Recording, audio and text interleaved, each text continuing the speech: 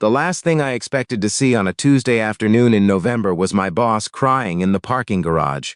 Not tearing up, not getting misty, actually crying, the kind where your shoulders shake and you don't bother hiding your face because you think no one is watching. I almost walked back to the elevator. I genuinely considered it. But something about the way she was standing, both hands pressed flat against the hood of her car like she needed it to hold her up, made me stop.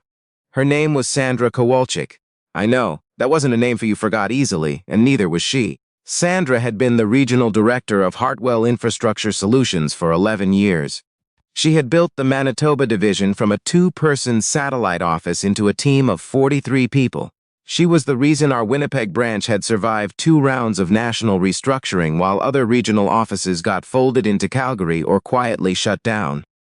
Every senior executive in the company knew her name. Half of them were afraid of her. I had been afraid of her too, for most of the 18 months I'd worked under her. My name is Nathan, and when I joined Hartwell fresh out of civil engineering at the University of Manitoba, I was 26 years old and trying very hard to look like I knew what I was doing. I grew up in Thompson, a small mining town about 800 kilometers north of Winnipeg, where my dad drove haul trucks and my mom worked intake at the hospital. They didn't push me toward engineering specifically. They pushed me toward whatever would get me out of Thompson with options, which turned out to be the same thing. Landing at Hartwell felt like arriving somewhere real. The downtown Winnipeg office had floor-to-ceiling windows overlooking Portage Avenue, a full espresso machine in the break room, and the kind of quiet professional hum that made you feel like actual things were happening around you. For a kid from Thompson who'd spent 4 years surviving on instant ramen and library Wi-Fi, it felt like I'd finally made it somewhere. Then I met Sandra. She wasn't cruel, exactly.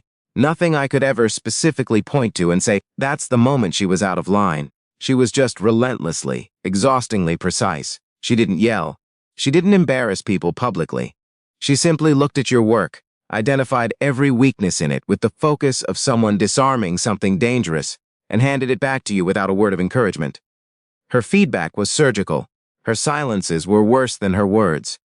She had a particular way of pausing before she responded to something you said, a half-second longer than was comfortable. That made you feel like she was deciding whether what you just said was even worth addressing.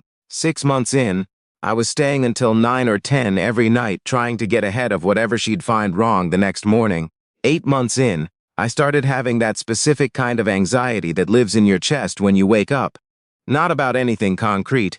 Just a low hum of dread that followed you into the shower and onto the bus and into the elevator up to the 15th floor. By November of my first full year, I had quietly started looking at postings with other firms. I hadn't told anyone. I hadn't even fully admitted it to myself. But I'd updated my resume on a Sunday afternoon in my apartment on Balmoral Street while the snow came down outside, and I'd sent it to 2 firms in Saskatoon and 1 in Edmonton. And I was waiting. I was still waiting the afternoon I found Sandra in the parking garage. She heard me before she saw me. Her whole body went rigid, the way people do when they're caught at something private, and she turned around quickly, pressing the back of her wrist to her eyes in one sharp motion. Nathan. Her voice was completely level, like she hadn't just been falling apart 10 seconds ago. Sorry, I said. I held up the key fob in my hand. I left my laptop in the car. I didn't. It's fine. She turned back toward her car and started doing something with her bag, unzipping and rezipping pockets that didn't need to be unzipped. I should have gone to my car. I know that.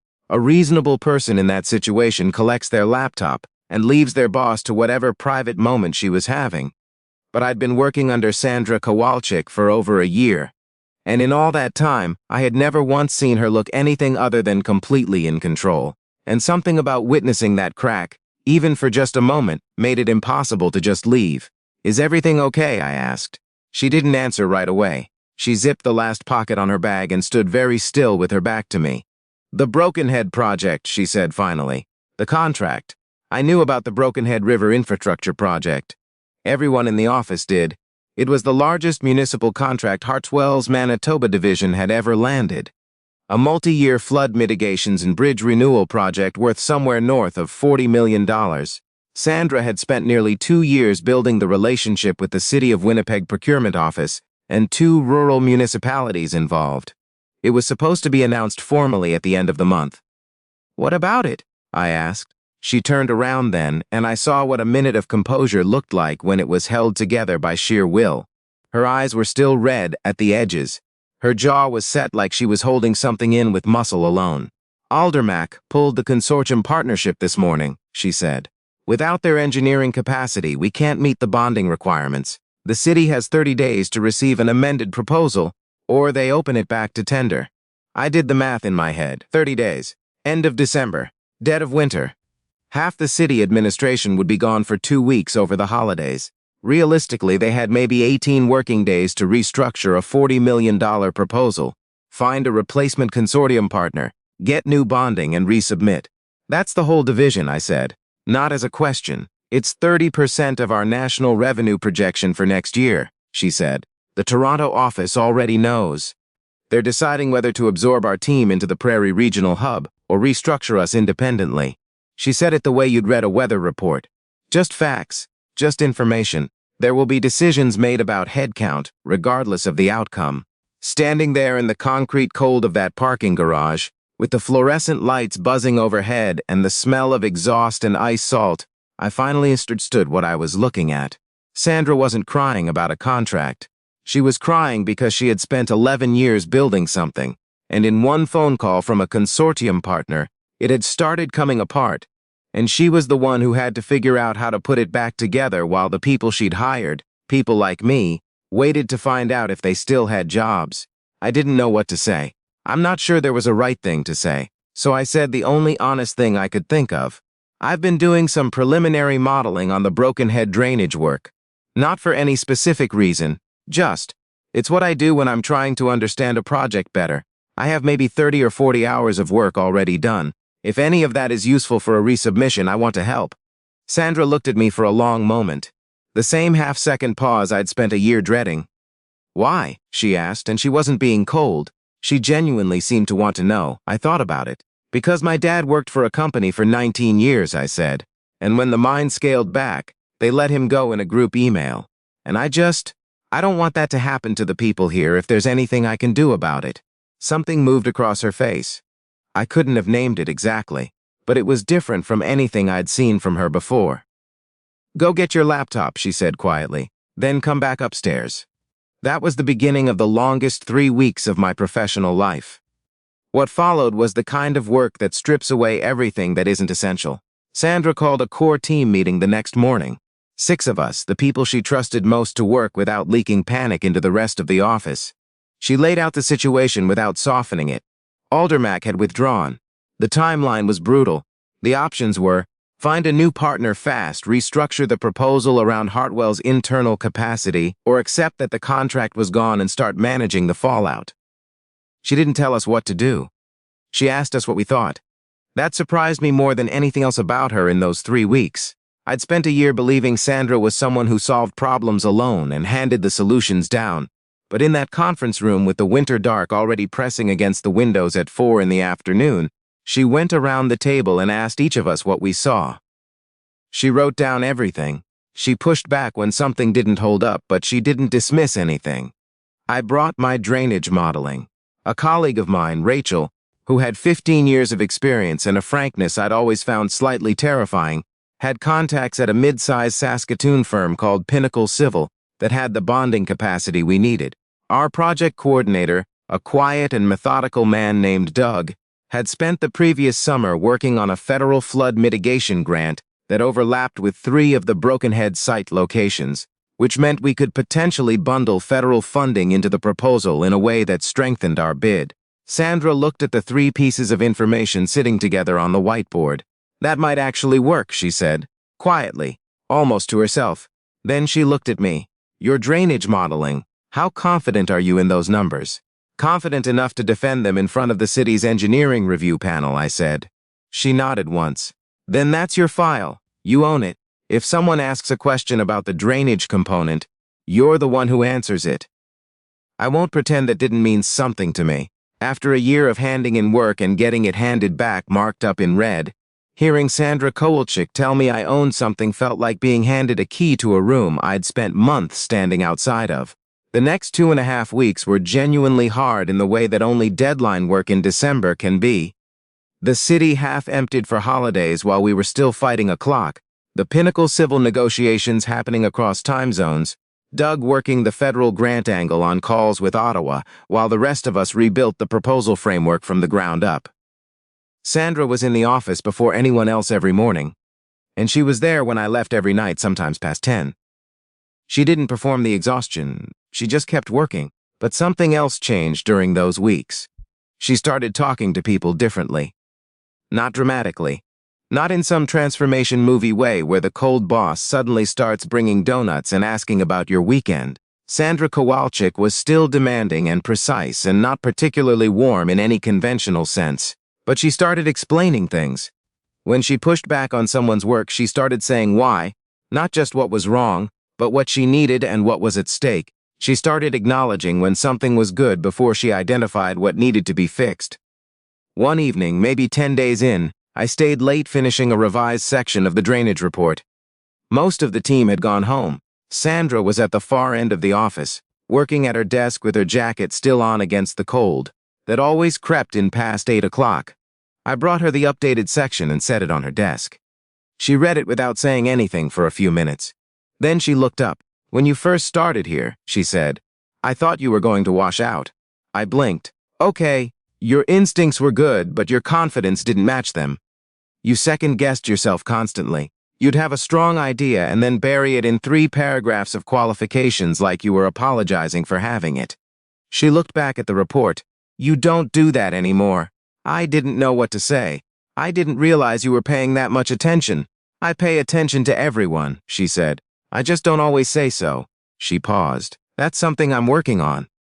It was the first time I'd heard Sandra Kowalczyk admit to working on anything that wasn't a project file. The proposal went to the city on the 22nd of December, 2 days before Christmas Eve, submitted by 4 in the afternoon, so it hit inboxes before the long weekend. Sandra sent it herself, and then walked out of the boardroom, and for about 30 seconds, the 6 of us just stood there looking at each other, with the particular shared exhaustion of people who had just finished something together. Then Rachel opened the mini-fridge under the side table and produced a 6-pack of Molson Canadian she'd apparently been keeping in there for exactly this moment, and Sandra looked at it and then looked at Rachel and said, with a completely straight face, "That's been in there since October, hasn't it?" "August," said Rachel, and Sandra laughed, a real one, brief, surprised, like it caught her off guard as much as it caught us. I don't think any of us had ever heard her laugh before. Doug looked like he might need to sit down. We found out on the 14th of January that the city had accepted the amended proposal. Hartwell's Manitoba division would lead the Brokenhead project. Pinnacle Civil was officially confirmed as consortium partner. The federal grant component had been approved in principle. The contract was real. Sandra sent the news in an email to the full team of 43 people, and for once she didn't just state the facts. She wrote about what it had taken.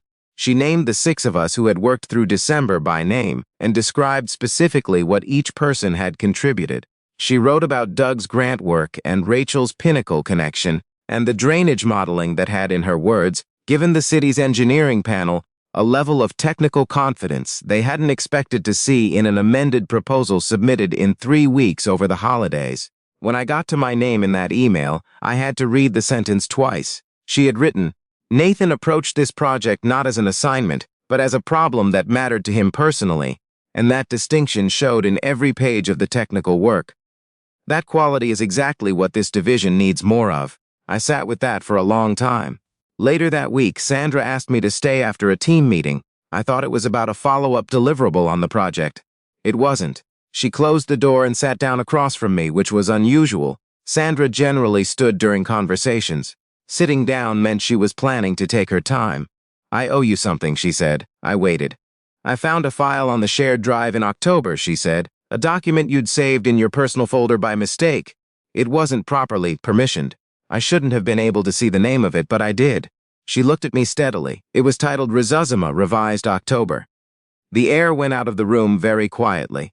"I didn't open it," she said, "but I knew what it was, October. I'd been revising my resume in October, when I was deep in the most discouraging stretch of my time at Hartwell. I hadn't sent it anywhere yet, but I'd been getting it ready. I thought I'd saved it somewhere private. Apparently not private enough. That was part of why I put you on the December team." she said. Not out of desperation, we genuinely needed your work, and it turned out to be as good as I thought it would be. But also because I realized I had never given you a real reason to stay. She said it plainly, without drama. I'd been pushing you harder than anyone on the team and giving you less in return. Less context, less acknowledgement. I told myself it was because I expected more from you than the others. But that's not an excuse. It's just a reason I'd been using to avoid being better at my job. I didn't know what to say. I had spent months building a story about Sandra in my head, the ice queen who saw everyone on her team as a resource to be optimized, who didn't notice people, who wouldn't miss me if I walked out the door. And now she was sitting across from me telling me she'd noticed my resume file and spent 3 months figuring out how to give me a reason to stay. I wasn't going to bring this up, she said. But after that email this week, I thought you deserved to know what I actually thought of your work, and I didn't want you to stay here and eventually find out you'd been undervalued without knowing that I knew it. The honesty of it was something I wasn't prepared for.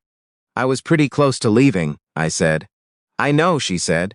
I'm asking you not to, not for the division, not for the Broken Head project, for your own career, because I think the work you can do here in the next 5 years is work that matters, and I think you know that, and I think you were about to talk yourself out of it, because I'd done a poor job of telling you I believed in it. She wasn't pleading. Sandra Kowalczyk didn't plead. It wasn't in her nature. But there was a directness to what she was saying that was its own kind of vulnerability. This was a woman who had spent 11 years being very, very good at keeping things close, and she was choosing to be transparent with me about something she didn't have to say at all. She could have just moved forward. She could have let the December project speak for itself and never mentioned the resume file. She told me anyway. I'm not leaving, I said, and I meant it, not because she'd asked, but because somewhere in the previous 3 weeks the answer had already become clear without me fully realizing it.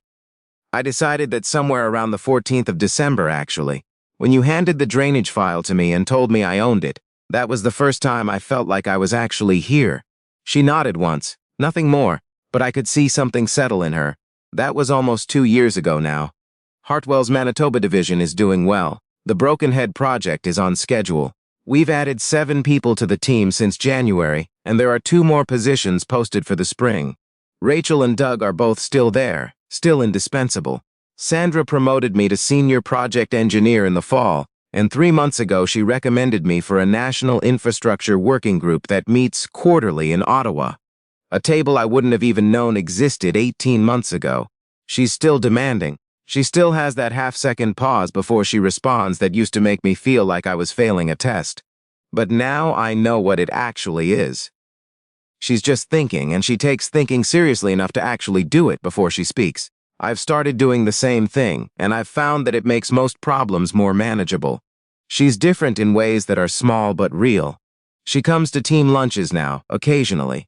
She gives feedback that starts with what's working before it moves to what needs to change. When someone on the team does something exceptional, she says so in the moment, not just in a year-end review. Last month, when we hit the first major construction milestone on the Broken Head project, she brought in coffee and butter tarts from a bakery on Corydon and sat with the team for 40 minutes talking about what came next. It sounds small. For Sandra, it wasn't small. I think about that parking garage a lot, about what I almost missed by almost walking away. About how close I came to building a full narrative about a person based on the part of them I could see, without knowing anything about what they were carrying underneath it. My dad always said the hardest thing about working with people is that you only ever see their surface until something cracks. He meant it as a warning. But I've started thinking about it differently. Sometimes the crack is the beginning of something, and sometimes all it takes to hold things together. A career, a team, a division built over 11 years by someone who poured everything they had into it, is for one person to stop walking toward the elevator and ask if everything is okay, I asked. She answered. We both stayed. That choice turned out to be worth something. I'm still finding out exactly how much.